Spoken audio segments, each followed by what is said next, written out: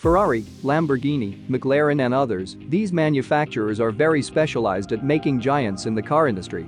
They make the cars that everyone looks up to, the most fun ones, and the most fast ones. So let's have a look at the coolest cars around the 350 km/h mark. And bear in mind, these are just our opinions, but still, you will probably agree that these are all legends. So let's get started. And we're already taking off at an astonishing speed in the McLaren Senna. Yes, as we said, every car in this list is not to be underestimated. That certainly proves itself given that the Senna is the first on the list. So let's have a look.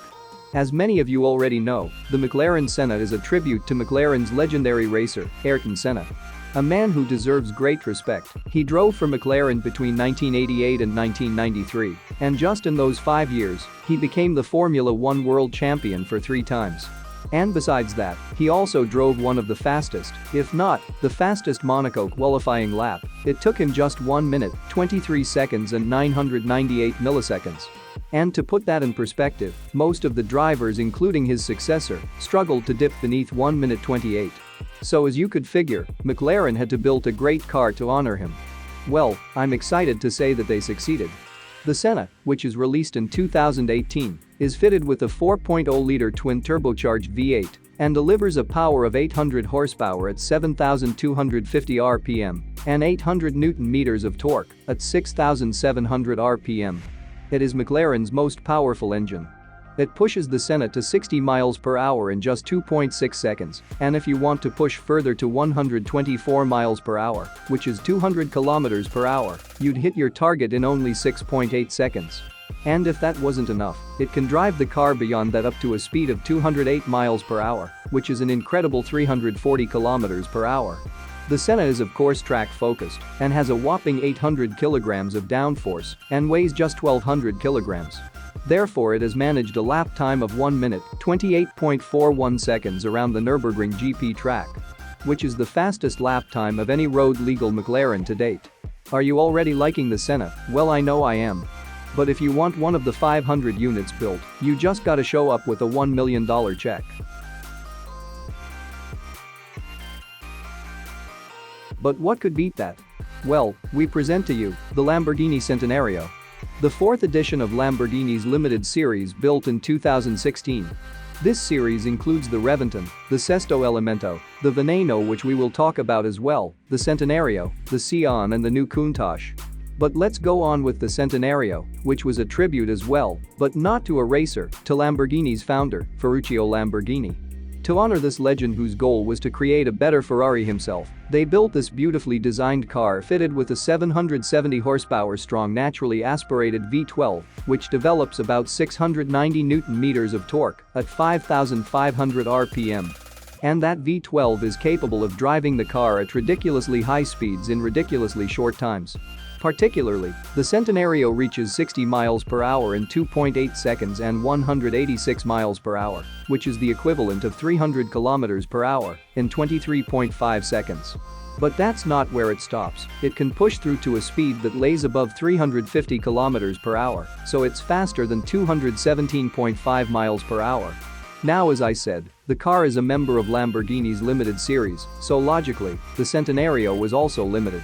To be specific, there were only 40 models made, which include 20 coupes and 20 roadsters. And they are all priced at just under $2 million, $1.92 million to be specific. Now for the next one on this list, we're entering the Ferrari world, and we'll do that with the Ferrari F12 TDF. It's maybe not such a high-end car, but definitely worth of its place in our list. Let me tell you a bit more about its achievements, and then you'll see what I mean.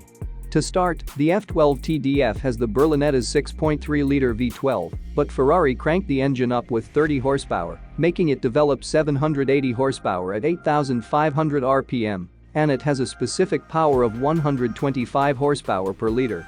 On top of that, the V12 produces 705 Nm of torque at 6,250 rpm. The TDF is built to give track-level performance on the road, but nevertheless, Ferrari tested it on Fiorano and achieved a lap time of 1 minute and 23 seconds. Now to give you that performance and to achieve those lap times, the TDF pulls up to 60 miles per hour in just 2.9 seconds and pushes further to 124 miles per hour in about 7.9 seconds. Now, the TDF is the faster and more exclusive version of the F12 Berlinetta, so Ferrari also made some adjustments to crank up the numbers. For example, the TDF has 107 kilograms more downforce at 186 miles per hour, which is 200 kilometers per hour. And given that the TDF is an improved version of the Berlinetta, it is the successor of the 599 GTO and the predecessor of the 812 Competizione. Now luckily for us, the TDF is much more affordable, being priced at $319,995, although that still isn't cheap. But good value for what you get in my opinion. Let's go back in time for a bit, although the performance is not for an old car. Some of you will already know which car is coming now, it's the almighty McLaren F1. Did you guess it? Comment down below if you did. Now let's get on with it, as we've just said, the F1 has an unbelievable performance, so let's break it down. The F1 has a record-breaking top speed of 240.1 miles per hour, and it held the record of fastest car in the world with that speed for over 20 years. Bear in mind, at the time the car was built, which was in 1992, that speed was reserved for low-flying planes. It holds not only that record, it is also the fastest naturally aspirated road car ever built, it is the fastest production car of its time, and the first ever road car with a fully carbon fiber chassis. This car, which is inspired by Formula 1, therefore its name, can achieve 60 miles per hour in only 3.2 seconds and 124 miles per hour in 9.4 seconds. And went around the Nürburgring in just 7 minutes and 8 seconds flat. This ultra-rare car, which only 106 units were built of, is one of the first McLarens with butterfly doors to make it easy to access the central driving position. And it is easily the most expensive car on this list, thanks to its enormous achievements and its incredible history. Any McLaren F1 is worth about $20 million. And with that, let's just conclude this car is well worth of its place in this list of legends and gods. And the next car is built 10 years later than the F1, it's the Ferrari Enzo, the father of the Ferrari LaFerrari, and the son of the Ferrari F50. And all three of these cars are considered one of the best of their times. As is the Enzo, which is obviously a tribute to Enzo Ferrari, the founder of Ferrari. And to be honest, I think they've done a pretty good job at ticking all the points of building a sports car. The Enzo is beautiful, luxurious, fast, and has great performance. Let's talk about that speed. The Enzo achieves a speed of 60 miles per hour in just 3.65 seconds and can push further to a speed which is more than 350 kilometers per hour, which is 217.5 miles per hour. And that was extremely fast at the time. To be able to achieve it, Ferrari engineers put a 6-liter V12 on the Enzo, which delivers 660 horsepower at 7,800 RPM and 657 Newton-meters of torque at 5,500 RPM. The Ferrari Enzo is an extreme performance car which completed a lap around the Nürburgring in just 7 minutes and 25.21 seconds. Only 399 units were planned to be built, but Ferrari finally built 400 models, which all have a well-deserved price tag of $3.05 million. As we can clearly see, the Ferrari Enzo is an utterly fantastic car, honoring Enzo Ferrari and joining the Big Five of Ferrari. Both are titles to admire. So until now, we have seen only but extremely cool cars because of their history or their performance. So what car could we possibly have for you to join this list? Well, as it has a place in Lamborghini's limited series that definitely won't disappoint you, it is the Lamborghini Veneno. A car with arguably one of the most badass looks of them all, with its design, which is actually inspired by aeronautics to make you feel like you're flying on the road. This ultra-rare, ultra-expensive, high-performance and fast cornering car has a lot to offer. So make sure you're ready for it, because when you jump in one of the 13 units made, you'll experience fast accelerations to 60 miles per hour in only 2.9 seconds, high speeds up to 221 miles per hour, fast cornering and high performance on the road. And when you're lucky, you'd be sitting in one of the 4 coupes, 3 of them painted each in a color of the Italian flag, and the 4th being the famous gray edition. But nonetheless, the other 9 roadsters are as much fun as the coupes. Now to give you an explanation for the performance and the speed, the Veneno comes with a 6.5-liter naturally aspirated V12, which delivers 750 horsepower at 8,400 RPM, that is 1.93 kilograms per horsepower, and develops 690 Newton-meters of torque at 5,500 RPM. Now if you are impressed by this car and actually want to buy one, the car is now priced at around $5.3 million for a coupe and $11 million for a roadster. And now, you probably already knew from the start of the video that a car of the Holy Trinity would be in this list. Well, here's the first one, the Porsche 918 Spyder. Honestly, one of my favorite ones. So let me tell you a little bit more about it. The 918 Spyder is powered by a 4.6-liter V8 which has two electric motors supporting it, making the Porsche a hybrid vehicle. The V8 and the two electric motors combined produce 887 horsepower and have a total of a massive 1,275 Newton-meters of torque. The performance you get from it is of course not only achieved by its engines, but also by its clever handling, airflow and transmission. We're talking 0 to 60 in just 2.6 seconds and a top speed of a staggering 214.4 miles per hour, so that would be 345 kilometers per hour. With all the things I've just told you working together with a stunning driver, the 918 Spyder achieved a lap time on the Nürburgring of 6 minutes and 57 seconds, being the first ever road car to dip below 7 minutes. Now let's leave the performance for what it is and focus on the car's history and design. To start, the car is in my opinion beautifully designed with a very futuristic look, making it look like a car which could now be released. But remember, because the car is released in 2013, it is already 10 years old. Now for those who think the 918 Spyder should look some more aggressive, Porsche designed the Waysack package. I'll let you take a look at it to see for yourselves.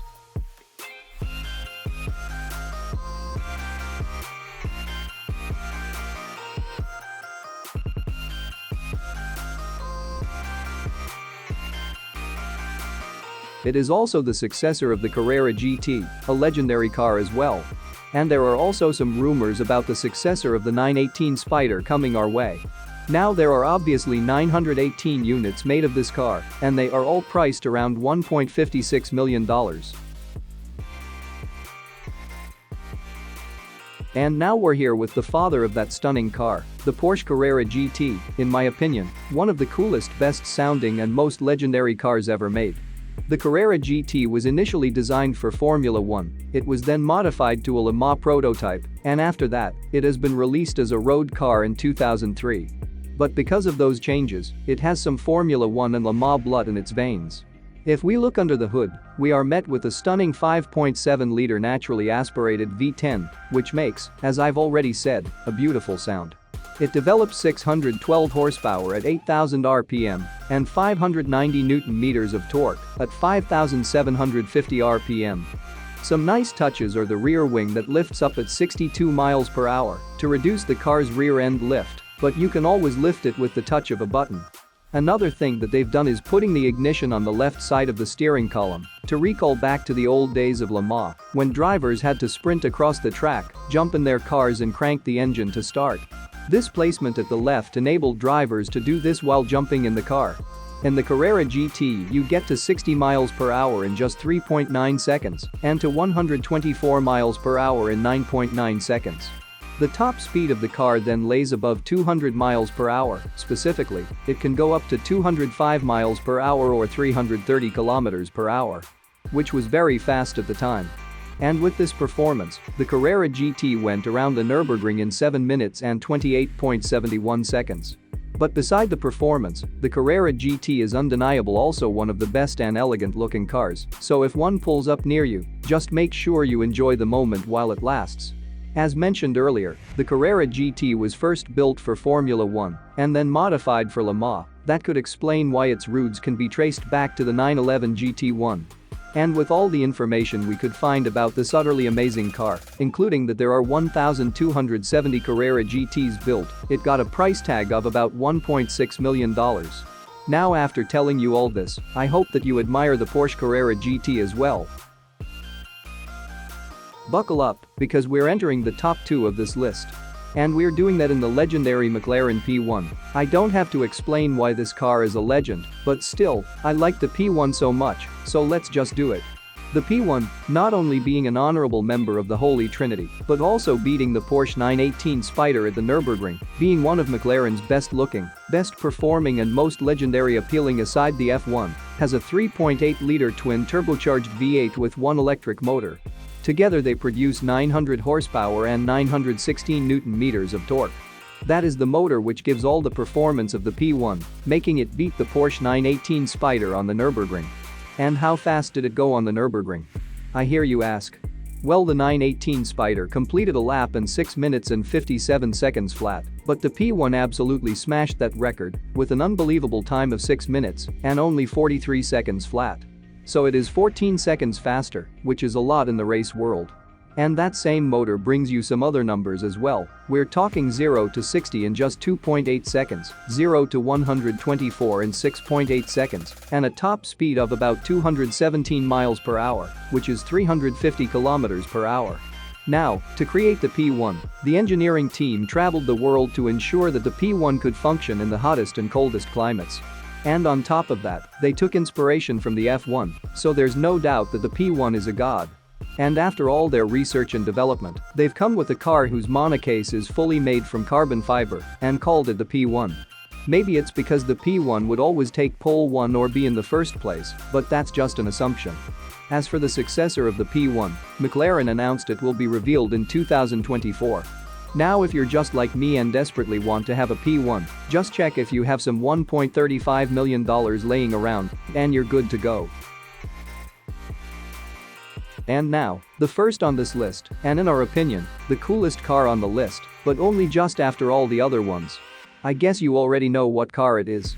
It is, of course, the Ferrari. Also referred to as the LaFerrari. Which is Ferrari's first production car to be equipped with the Formula One-derived hybrid system, also known as the High Kurs system, combining an electric motor and a V12. And the 6.3-liter naturally aspirated V12 produces 800 horsepower alone at 8,000 RPM and 700 Nm of torque at 6,750 RPM. But with the help of the electric motor, these numbers jump up to 960 horsepower and more than 900 Nm in total. Now all this power gets the LaFerrari to 60 miles per hour in a staggering 2.4 seconds and to 124 in only 6.9 seconds. And it gives you a top speed of a whopping 218 miles per hour, so that's the same as 352 kilometers per hour. The LaFerrari, which only 499 examples were built of, aims to improve the performance and looks of the Ferrari Enzo and continue the line of the Big Five of Ferrari. And through its engine, which is Ferrari's most powerful naturally aspirated engine, its performance, which brought the car around Spa-Francorchamps in just 2 minutes and 48 seconds flat, its looks, which in my opinion are nothing but as good as the Enzo's looks, if not better, and also its reputation, being seen as Ferrari's fastest ever road car until today, I think it succeeds that goal with ease and style, to say the least. But what could Ferrari possibly make to top that? We know it must be an utterly amazing car to blow the LaFerrari of its throne. Well, we don't know what it's going to be, but it's codenamed the F250 and is set to be revealed in October of 2024. If you are looking to buy one of these legends, just bring $3.03 million and you'll be fine. The LaFerrari is, due to its perfection in everything, on top of the list, but do you agree with that? Comment down below which one is your favorite. Thanks for watching, and we'll see you in the next video.